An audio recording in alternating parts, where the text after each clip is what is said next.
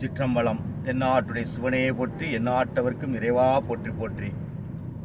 March 29ஆம் தேதி சனி பெயர்ச்சியாக இருக்கக்கூடிய கும்பராசியிலிருந்து சனி பகவான் மீனராசிக்கு செல்ல இருப்பதால் ஒரு ஜாதகத்திலே ஏழரை சனி, மங்கு சனி, பொங்கு சனி, தங்கு சனி, சென்ம சனி, விரய சனி, மரண சனி, இது போல பகையான சனி தோஷங்கள் உருவாக்கக்கூடிய சூழலாகும்.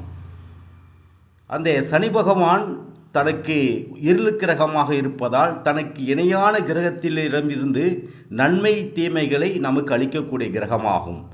இது ராகு கேதுனுடைய பிரதிநிதியாக விளங்கக்கூடியது நம்ம சனி பகவான் ஆவார். சனினா யாரு? சனி எல்லோருக்குமே கஷ்டத்தை கொடுப்பாரா, எல்லோருக்கும் மேன்மை கொடுக்காரா என்று பல வகையான பிரச்சனையோடு வாழக்கூடியவர்கள் இன்னைக்கு சிந்தனை செய்யக்கூடிய நிகழ்வாகும். சனியை போல ஒரு வரம் கொடுக்கக்கூடிய கடவுள் யாருமே கிடையாது. ஏன்னா சனி பகவான் என்பவர் ஒரு ஜாதகத்திலே 8ஆம் இடத்தில் ஆயுள்காரனாக இருக்கக்கூடியவராக இருக்கின்றார்.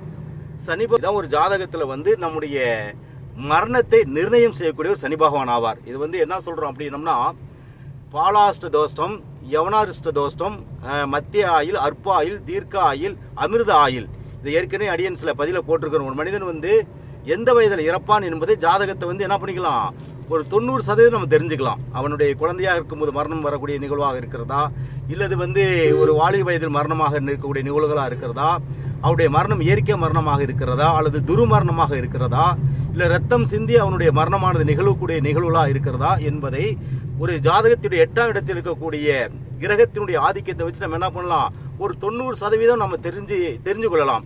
அதுக்கு ஏற்றாறு போல் சிவபெருமானுடைய ஒரு ஆயுள் ஹோமம் செய்து சிவபெருமான வழிபாடு செய்கின்ற சமயத்தில், சிவத்துக்கு நம்முடைய முழுமையாக ஒரு பக்தனாகிற சமயத்தில் நமக்கு வரக்கூடிய பிரச்சனையை என்ன பண்ணுவார், மார்க்கண்டேசனுடைய ஆயுளை எவ்வாறு எம்பெருமான் விருத்தி பண்ணி கொடுத்தாரோ அதுபோல் மரணத்தை நம்மளை விட்டு தள்ளி போக வைக்கக்கூடிய ஒரு சூழலை என்ன பண்ணுவார், அருகனை பெறக்கூடிய ஒரு நிகழ்வாகும். அப்போ இந்த கிரகங்களாக இருக்கக்கூடிய இப்போ நிறைய பேர் என்ன ஒரு சந்தேகம் அப்படின்னா, இவ்வளோ நாள் நான் சனியுடைய ஆதிக்கத்தை விடுபட்டுட்டேன், எனக்கு வாழ்க்கையில் நல்லது நடக்கும், இல்லை சனி என்னுடைய வீட்டு உட்கார போகிறாரு, எனக்கு நிறைய துன்பத்தை கொடுப்பாரு, இது மாதிரியான ஒரு நேருக்கு மாறான ஒரு நெகட்டிவான ஒரு சிந்தனையோடு இருந்து கொண்டு இருக்கிறார்கள். அப்படின்னா கிடையாது. சனி அவர் எங்கே இருந்தாலும் சரி, தவறு செய்தவர் சத்தியமாக என்ன பண்ணுவார், தண்டனை கொடுத்து தீருவார். அது யாராக இருந்தாலும் சரி, எப்படிப்பட்ட ஆளாக இருந்தாலும் சரி. இது நிறைய பேர் பார்த்தோம்னாக்க நிறைய வகையான செல்வங்களை வைத்திருப்பார்கள், சொத்து சோகம் நிறையா இருக்கும், எண்ணற்ற கோடிக்கணக்கான சொத்து வைத்திருப்பார்கள். ஆனால் அந்த சொத்தை தன்னுடைய வம்சத்தினார் ஆளுமை செய்யக்கூடிய அங்கே வாரிசு இல்லாமல் பண்ணி விட்டுருவார். இதை நிறைய நாம் பார்த்து கொண்டு இருக்கின்றோம். இக்காலகட்டத்திலேயே பல கோடி அதிபதியாக இருக்கக்கூடியவர்களுடைய சந்ததிகளை விருத்தி அடையாமல் அப்படியே நிறுத்தி வச்சிருவார். ஆகையினால கிரகங்கள் எந்த நிலையில் போனால் அங்கே மாறினா இங்கே மாறினா அப்படி எதுவும் கிடையாது. நாம் இந்த பூலோகத்தில் வாழ்கின்ற தருவாயில் நம்முடைய ஆத்மாவுக்கு உண்மையாகவும் நம்முடைய மனசாட்சிக்கு உண்மையாகவும் மற்றவர்களுக்கு துரோகம் செய்யாமல், மற்றவர்களை ஏமாற்றாமல், யாருடைய உழைப்பையும் நாம் என்ன பண்ணக்கூடாது, புடுங்கி வாழ்ந்து கொண்டிருக்கக்கூடிய ஒரு நிழலாக இல்லாமல் இறைவனுக்கு உண்மையாக இருந்தோம்னா நம்முடைய சந்ததி சத்தியமாக விருத்தி அடையும். அப்படி இருக்கிறவர்களுக்கு சனி பகவான் எப்பொழுதுமே துணையாக இருப்பார்.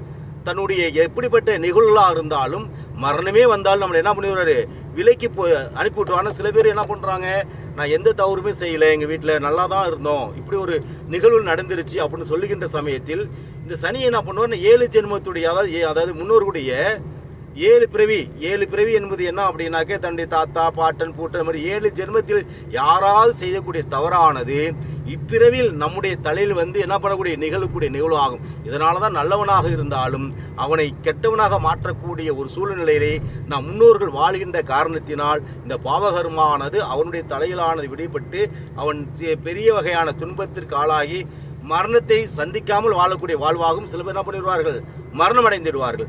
ஆகையினால சனியை போல ஒரு உன்னதமான கிரகம் இந்த உலகத்தில் எதுவுமே கிடையாது, நீதிமான். அப்படிப்பட்ட சனி பகவான் நம்முடைய சதாசிவநாதர் ஆலயத்தில் திருவுருவமேனியாக தனியாக இருக்கிறார். இங்கே பார்த்தோம்னா நவகிரகங்களோட இல்லை, இங்கே ஒரு 3 அடி உயரத்தில் சனி பகவான் தனியாக இருக்கின்றார்.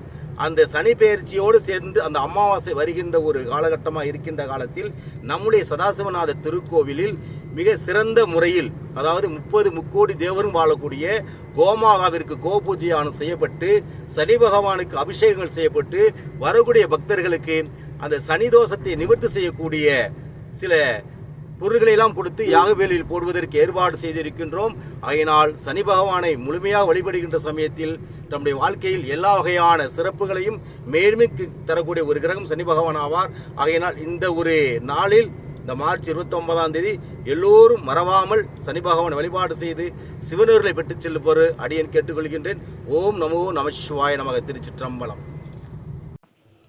நம்முடைய சதாசிவநாதர் ஆலயத்தில் சென்ற வருடம் நடைபெற்ற சனி பெயர்ச்சியின் போது திரளான பக்தர்கள் கலந்து கொண்டு தன்னுடைய சனி பகவானிடம் தன்னுடைய பிரச்சனையெல்லாம் நிவர்த்தி அடைய வேண்டும் என்ற எண்ணத்தோடு ஆலயத்திற்கு வந்திருக்கக்கூடிய அத்தனை பக்தருடைய கைகளிலும் அந்த தோஷத்தை நிவர்த்தி செய்யக்கூடிய பொருள்களை கருப்பு துணியில் கட்டப்பட்டு நல்லெண்ணெயில் முழுமையாக அந்த உருண்டையாக இருக்கக்கூடிய கருப்பு துணியில் இருக்கக்கூடிய நனைத்து தன்னுடைய பிரார்த்தனை நிவர்த்தி செய்ய வேண்டும் என்ற எண்ணத்தோடு இங்கே யாகவெளியானது வளர்க்கப்பட்டு சனி பகவானுக்கே உகந்த அந்த மந்திரங்கள் இங்கே உச்சாடனம் செய்யப்பட்டு கொண்டு இருக்கக்கூடிய நிகழ்வுகளாகும். ஒவ்வொரு பக்தர்களும் தன் வரக்கூடிய பிரச்சனையை சனி பகவானிடம் முறையிட்டு கொண்டு இருக்கக்கூடிய நிகழ்வுகளாகும்.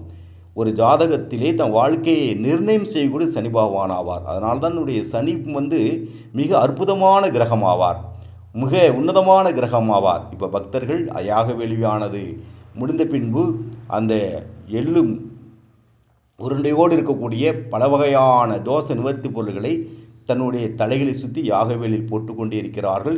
இதே நிகழ்வுகள் இந்த வருடமும் நம்முடைய ஆலயத்தில் மிக சிறந்த முறை செய்வதற்கு ஏற்பாடு செய்து கொண்டே இருக்கிறோம். சனி பகவானின் தோஷ நிவர்த்தி பெற்று செல்லுமாறு அடியேன் சிவபெருமானை வேண்டி பிரார்த்தனை செய்து கொள்கின்றேன். ஓம் நமோ நமச்சிவாய நமக.